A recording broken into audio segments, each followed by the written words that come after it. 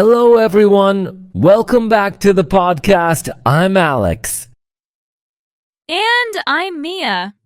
Today's episode is a warm, nostalgic one.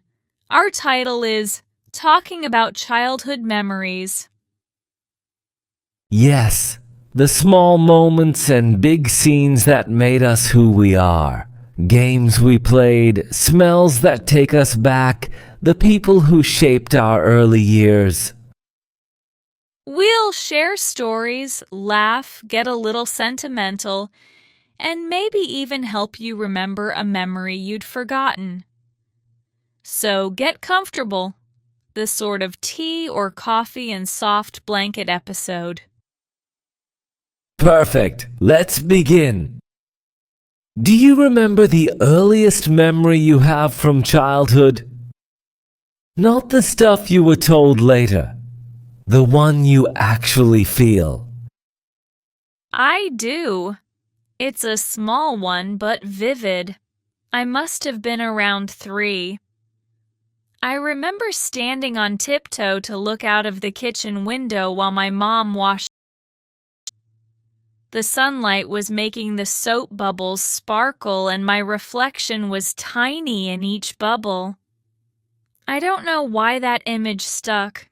Maybe because it felt like a whole world in a bubble. That's beautiful. For me, it's the smell of my grandfather's coat. He used to come home from work and take off this heavy wool coat that smelled like smoke and talcum powder. I'd bury my face in it and immediately feel safe. Even now, that scent can whisk me back to his living room. Isn't it amazing how smell triggers memory? Proust was right. A Madeline and memory link. One scent can collapse years.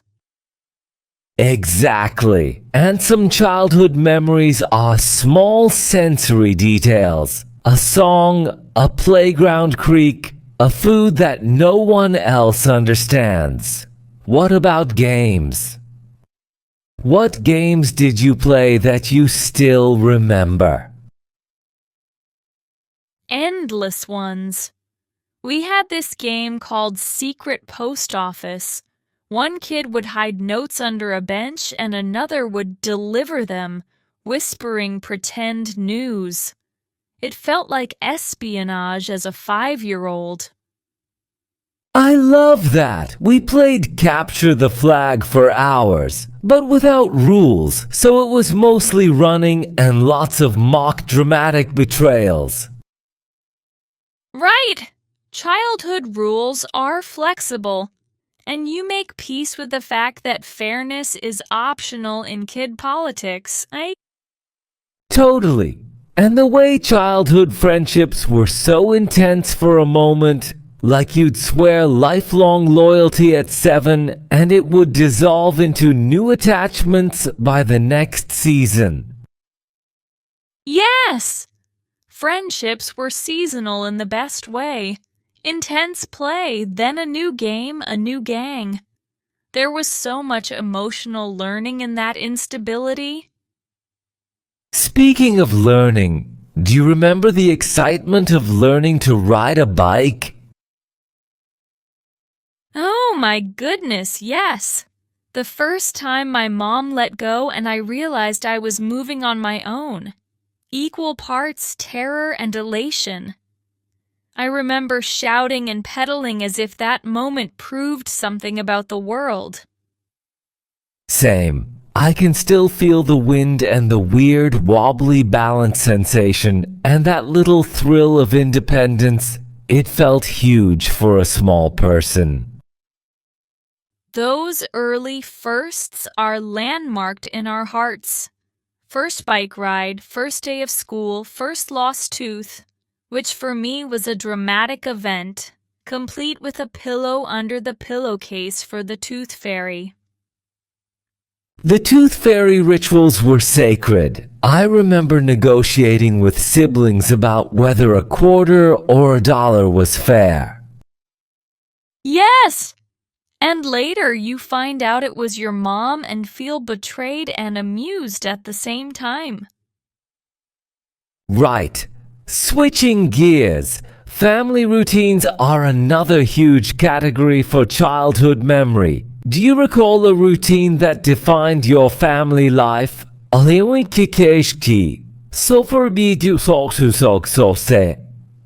Absolutely.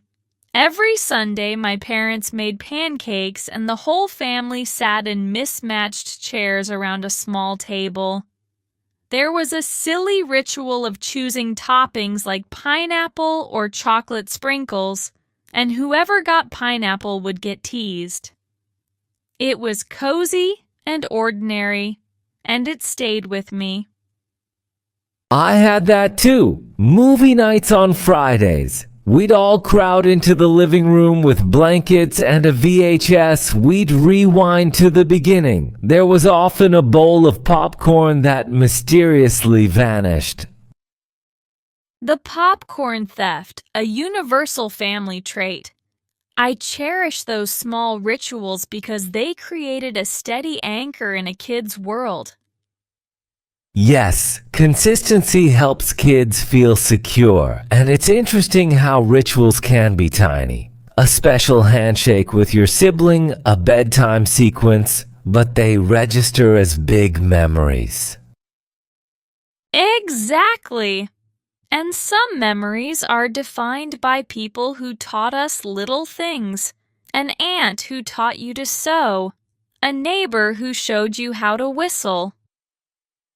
I remember a teacher who taught me to draw perspective. Before that, my houses looked like boxes. Afterward, suddenly depth existed, and the world felt more three-dimensional. That's a wonderful metaphor. Childhood enlarging your sense of space. Speaking of teachers, do you remember a teacher who left a mark beyond academics? Yes! My third grade teacher believed in reading aloud and made the classroom a long, cozy camp of stories.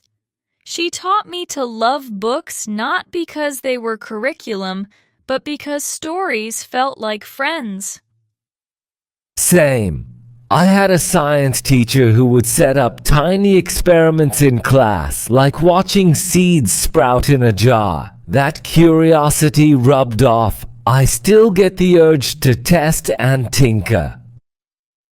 Those early sparks, teachers who light up curiosity, they shape our identities in subtle ways. Let's touch on awkward or embarrassing childhood moments. Those are often the most hilarious in hindsight. Do you recall an embarrassing thing you did as a child that you can laugh about now? Oh, plenty. I once tried to help my mom by washing the car with dish soap. The whole finish became sudsy and streaked. I felt mortified when my dad found the car like that. Now we joke about my early car detailing business. That's a classic. I had a phase where I tried to impress a neighbor by pretending I could play the guitar. My song was 3 random chords and a lot of enthusiasm. The neighbor clapped politely and I felt like a rock star. Enthusiasm over skill, a timeless childhood value. Yes, we were fearless in ways adults often aren't. Speaking of fearlessness, what about childhood adventures that felt huge? Like the first time you stayed over at a friend's house or had a sleepover. Sleepovers were cinematic. Staying up too late, whispering, snacking, the thrill of forbidden movies. I remember the dramatic walk to the kitchen at 2 a.m., like it was a quest. Right. And the light drama of a flashlight under the covers telling ghost stories. Each night felt like a small epic. And then the morning pancakes comparing scraped knees and epic tales. Sleepovers were condensed social boot camps. Another category, childhood fears. Some are simple, like monsters under the bed. What was your irrational fear? The dark corners of closets. I'd prepare elaborate escape plans if I woke up and saw a shadow. A bedside lamp always saved the night. I was afraid of thunderstorms. The booming sound felt like the sky getting angry. I'd crawl under blankets like they were protective forts. Those fears are fascinating because adults often find them funny, but as a kid they're real and immediate. And the ways parents comforted us, a hug, a nightlight, became part of the memory too. Yes, let's switch to games and make-believe again. Imaginative play was so rich. Do you remember invented worlds or made-up characters? Endless! I was part of an imaginary band with friends complete with invented instruments made from pots and spoons. We'd perform in front of trees and feel like superstars. We created a secret island under the steps where we'd hide treasures like bottle caps. It felt like we owned a private battlefield. Those micro worlds taught creativity, resourcefulness with what we had. A cardboard box might be a spaceship or a castle. Yes, and that imagination now shows up in subtle ways as adults, in problem-solving or creative hobbies. Interesting how play becomes a foundation. Another memory type is holiday or festival rituals. Which festival stands out for you? For me, Diwali, the Festival of Lights, was sensory overload in the best way. Lamps, fireworks, sweets, the entire neighborhood lit up. I remember dressing up and the smell of fried sweets in the air. That sounds wonderful. I'd say summer fairs and with candy floss and merry-go-rounds. The bright lights and the small thrill rides made summers feel like a movie. Those shared public rituals, fairs, parades, festivals, they create communal childhood memories that many people in the same town share. Yes, there's comfort in that shared nostalgia. Another pattern, the pets of childhood. Did you have a pet that marked your early years? We had a dog named Toby who was a wagging encyclopedia of joy. He'd follow me everywhere and once saved my sandwich from a seagull attack. Simple heroics etched into memory. We had a cat called Whiskers who refused to come when called but loved to nap on open books. Basically a living paperweight. Pets teach responsibility and create tender moments. When they pass, it feels like losing a small friend for the first time. Yes, first losses are formative. Speaking of formative, I want to ask you about food in favorite childhood food memory. My grandma's lentil soup. She would simmer it for hours, adding spices and reading the newspaper as it bubbled. The smell meant home.